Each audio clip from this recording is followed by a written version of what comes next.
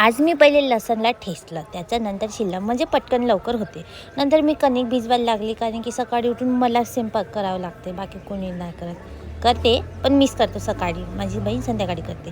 आणि मग दादाचा घरचा सिलेंडर खतम झाला होता, मग दादा सिलेंडर वगैरे घेऊन गेला आमचा घरचा, पटकन घेऊन गेला का मग मी कणिक अजून भिजवायला लागले. आपटू कणिक वगैरे भिजवला का मग स्वयंपाक झाला. मग पोळ्या वगैरे लाटली, मी भाजी बनवली होती.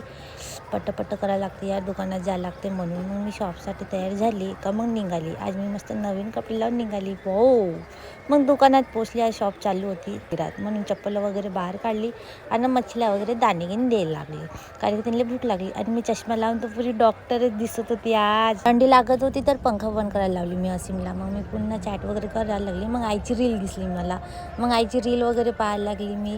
त्याच्यानंतर माझी बहीण आईला कापच नव्हती देत, कारण की तिला बाहेर जायचं होतं. आणि मी ब्लॉग बनवते, हे मधात येते बैताड माझी बहीण, मला बहुतच राग येते, तिला मारतच होती मी आता. मग ते अजून ती मधात येते ते ताट. मी जेवण करायसाठी आली तशी ते मजाक करायला लागली. मग मी जेवण घेऊन केली, मग पुन्हा निघाली शॉपसाठी. मग नखं वगैरे होते, नखं कापली मी. आणि हे मॅडम नाटक करत होते, देत नव्हते खाऊ, काही नाही, मलाच घेऊन खावं लागलं. मग वाजले 10. 8 वाजता दुकान बंद होते आणि इथं वाजले 10. ती मग खराब इतका वेळ लागला. पुन्हा 10:30 झाले तरी दुकान काही बंद नाही झाले, कारण हिच्या पायी, अंजलीच्या पायी, तिच्या पायी लेट झाला. मग ती गेली घरी, मग मी पण निघालो घरी.